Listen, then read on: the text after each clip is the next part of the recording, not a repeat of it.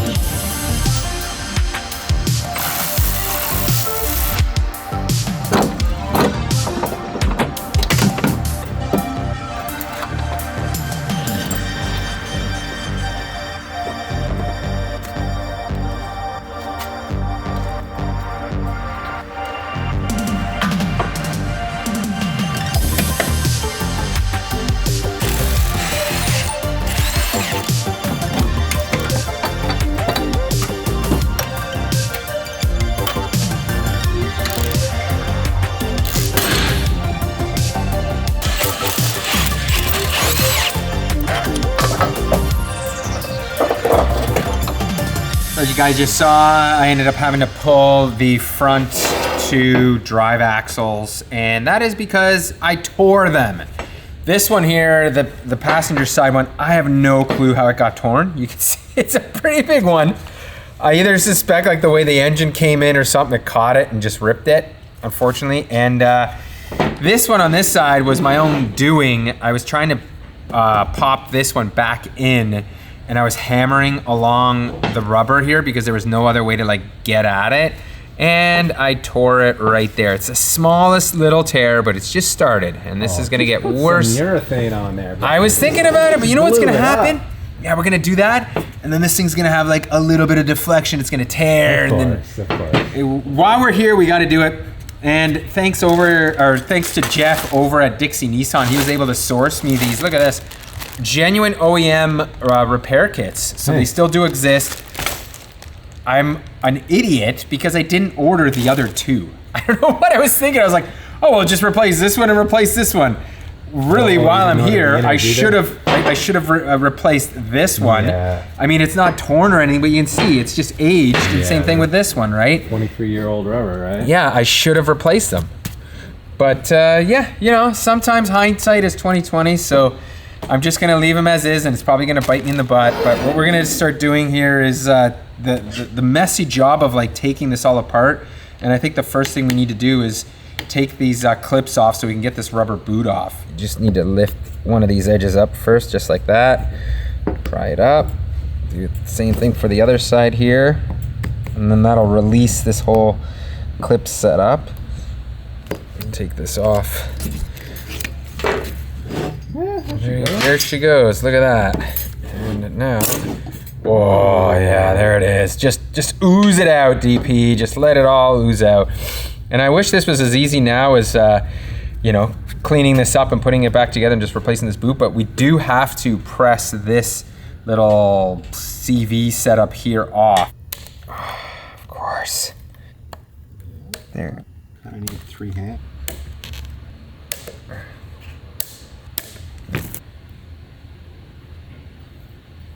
Oh, look at that. First try with a different set of pliers. These are Mastercrafts. You can see they are way better quality than these Langs. These are going in the garbage. These are like Amazon specials, I guess? They are, and when I started looking at the tips, I'm like, they're not straight. They're just like poorly made. It's just no good. No good. So we do have this off now, and now this doesn't just slide off here, unfortunately. I wish it did. It doesn't. So we do have to press this off. You can see I'm just using a press here, and I should be able to get the center to come out. There it goes. Gotta put this back on. We're just gonna use a socket larger than the center and slowly bang it on there until, oh, that was stupid. Looks like the 19 is bigger. We do have some supplied grease here, and it is called Shell Stamina Grease. Yep. Stamina. I know. I know. Where was that when we were in high school, right? Well, it is a different color than the old worn out gray that was in here. Oh yeah, it's like a yellow, isn't it? Yeah. Look at this thing. Looks Oh, like wow, look at that. It's like Play-Doh. Yeah. Now, how much do you put in here? I guess all of it? Like it comes with 1 tube per boot, right? Yeah, I guess, yeah. Like you just dump it all in there? Dump it in. Maybe I'll put some in on this side. Look at that pour. Oh, Oh, it's thick it's though. surprisingly thick considering how thin the old stuff. Yeah. Old stuff was real watery. And really, at this point, like I said, if I would have been smart, we could have removed this one without actually having to take anything off, slid the new one back on and put it back together. And then Yeah. you're really saving yourself the hassle of like having to take that stuff off. But you know, not this time around. And just as I was about to reinstall this, I noticed that our ball joint is ripped here. Man, what luck. So ultimately what that means, I am not going to reinstall any of the axles. I did check on the other side. That other one is also starting to ooze a little bit, so I'm sure there's a rip in it too. I did just contact Dixie Nissan up here, and Jeff there told me these are available. They should be here in a couple of days, so it's not gonna put us back too long.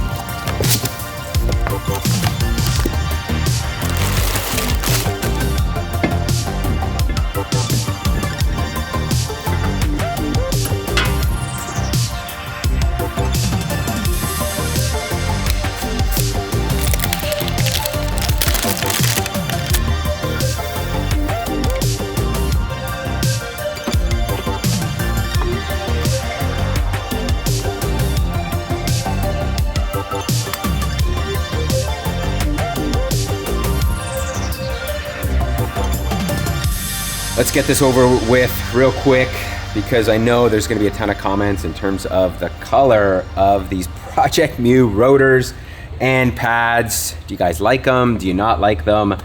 I am torn. It doesn't matter. It gets covered up by the wheels anyway. No, you're still gonna see a little bit, DP. The JDM purist will see these and know that this color is specific to Project Mu, and we'll know that we are running some of the best rotors on the market. These, of course, are the Project Mu one-piece SCR rotors, and we've run Project Mu in the past, and they are a very, very high-quality rotor. We are running their HC Plus street pads, which have good initial bite and do not make a lot of noise. So, you know, a good in-between pad, and of course, we did try to clean these Brembo calipers up as much as we could. It was an okay job. Like, we used a bunch of the Sonax wheel cleaner and some of the follow cleaner. I feel like we would have to sit here for another hour and just like let it penetrate, clean it off, let it penetrate, clean it off. If you guys have any tips on like how to remove really stubborn brake dust, certainly post in the comments. And now we're gonna address the issue of camber control. As you can see, the stock arm up here is a fixed unit, so we do not have the ability to add or take away camber, and that's why we have turned to Stage 4 Motorsport, who always support us on our builds with all of the hard race products. Thank you, Chris, over at Stage 4. He has actually gone ahead and put in a 5% discount code, so I'll put a link in the description, and use code Speed Academy, and he will give you 5% off any of the any of the hard race products that they do sell. And as you can see, this is the beauty of this adjustable arm here. We're gonna be able to add a ton of camber in and dial it in. And we've now added blue to the mix of what is already so much color going on here, and we're not done yet. If you guys followed along with the Super build, you know that we are running a set of KW V3 coilovers on that car. And unfortunately for the R34 Skyline GTR, KW doesn't actually have an off-the-shelf application. So what you have to do is you have to special order it, and they do come in this custom built spec, which makes me feel kind of special. It is special. It is pretty special, isn't it? When KW goes out of their way to build you a set of coilovers, which, by the way, you can get these. As I said, you just have to call a dealer and talk to them about it, and they'll work it out. So these are considered a competition spec. These are a two-way adjustable coilover. They do have an aluminum body, and they come with, you know, your typical setup. They have a helper spring. They are height adjustable. With that KW coilover in there, we certainly do now have a full Taste the Rainbow style assortment of colors here. So again, guys, post in the comments, have we gone overboard? Should we be painting this black? Because, you know, I know it's going to trigger some people.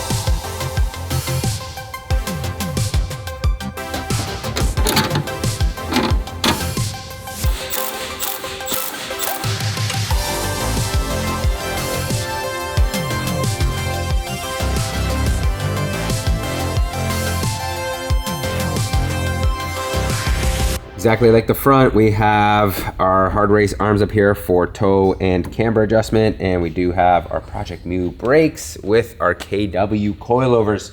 So with everything in place here, we're not going to torque it all down. We're gonna actually get our string box set up here for an alignment, and then we'll torque everything when it's at ride height. 2 hours later. So we just finished doing the other side with the suspension and brakes, and before we get to doing that alignment, I realized we do need to get our rear sway bar in, and for that I am upgrading to a white line adjustable one, and that is because we want to have as much rotation with this car as possible, and upgrading the rear sway bar on an all-wheel drive vehicle gives you the ability to add more rotation. So the question right now is, we have installed the exhaust, and usually you need to drop the exhaust to put this in, but maybe by some stroke of luck here, I'll be able to get this thing in without having to do that, but I just don't think it's gonna happen, DP. No? Maybe if I come in a little bit further back here. Oh, look at that. Oh.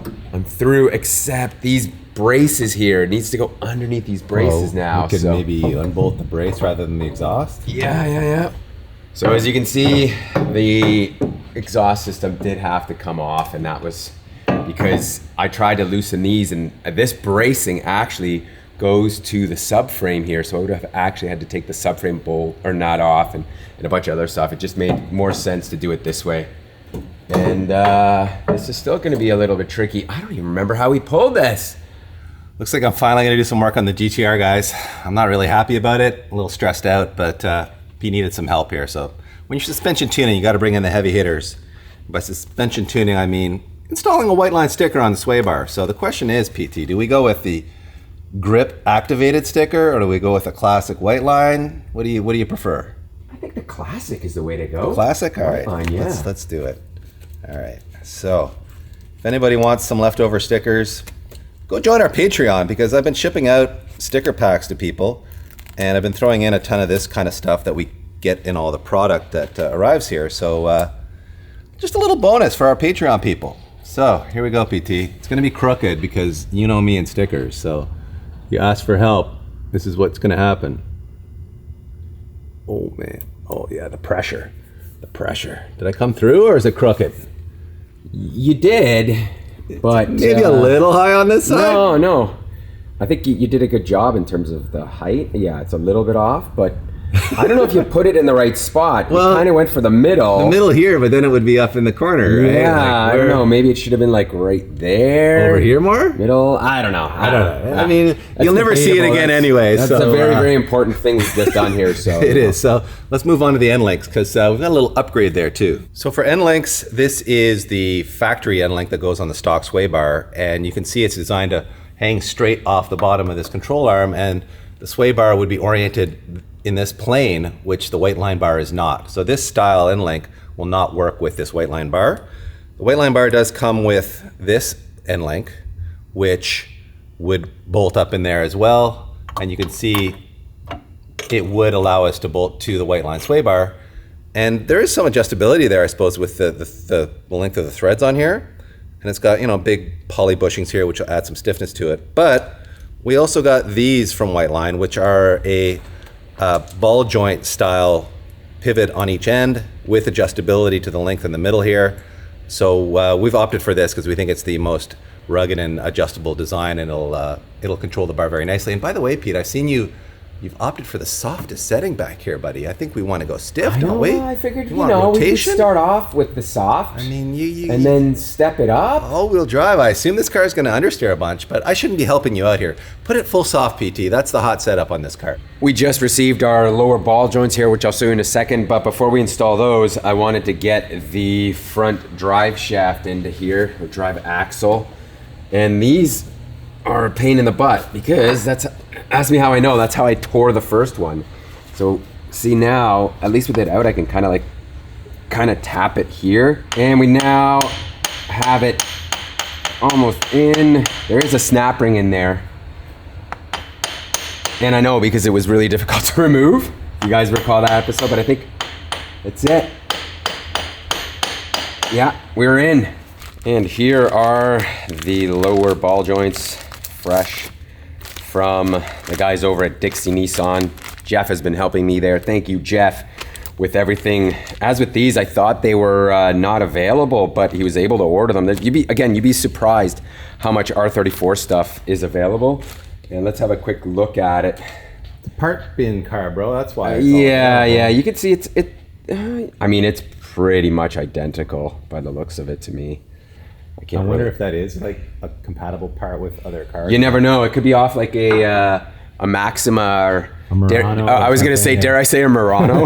Would be like the ultimate. Murano convertible. The GTR runs the same ball joints as the Nissan Murano. That's right. Nissan's worst CUV, SUV, whatever you want to call it, ever built. So I don't know if it's the worst, but the convertible version it was pretty bad in general. So not a high watermark design. That's anyways, it looks like it's gonna bolt up. So I'm just gonna do a bit of cleaning up here, and then we'll put this all back together. Well, guys, we weren't gonna do this, but I just could not wait. I had to reveal the wheels that we were putting on this car, and of course, we are running the same tires, Advan AO52s, like we are on the Supra in a 265 35 18.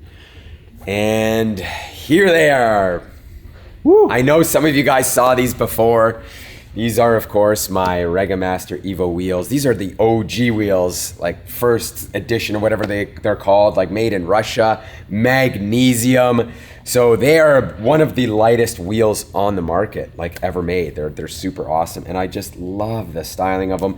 Huge thanks to JP over at Stripping Tech, who powder coated them white before they were black, and I love it. I honestly, the white looks amazing. The white really looks just like so good on here.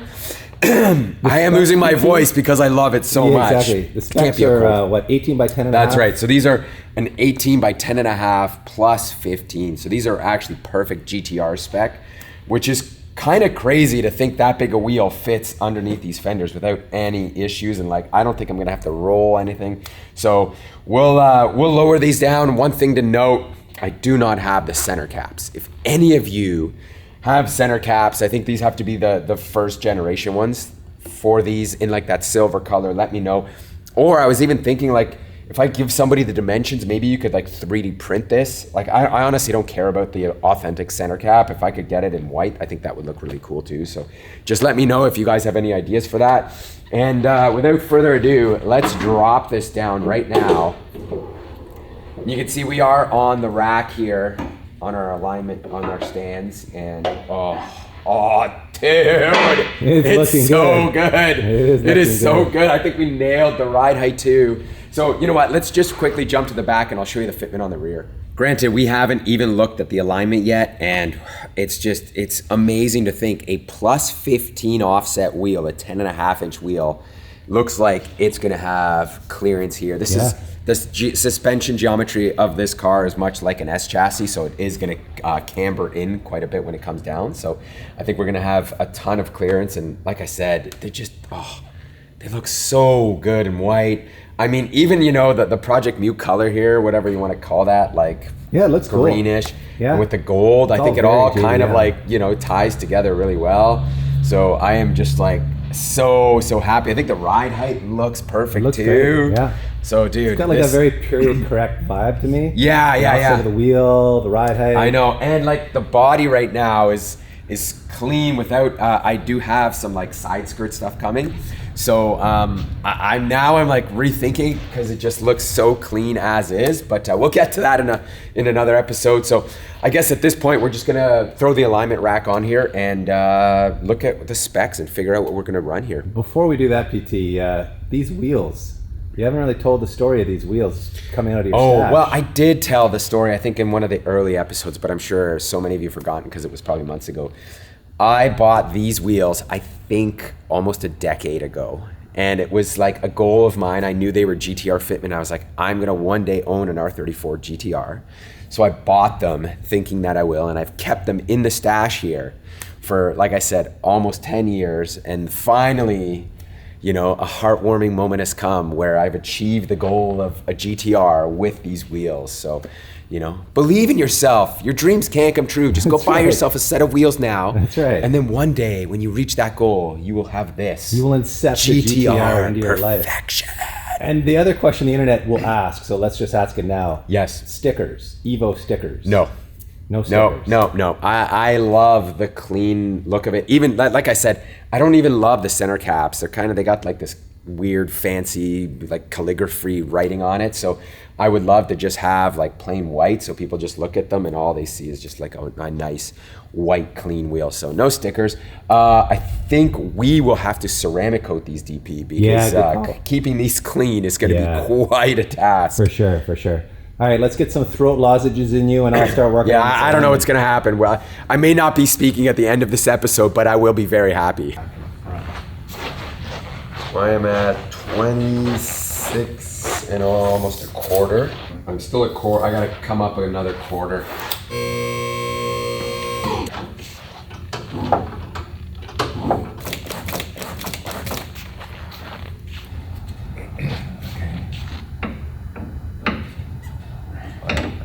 Okay. I'm seeing 58 front, 58 rear, 214, 2.14. Okay, that's not bad. Exactly the same, 214.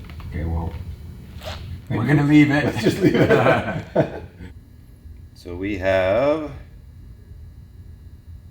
3.20 degrees of negative camber there. 2.92. What is it now? 3.06. Take a little bit more out if you can. 3.00. That's a nice round number.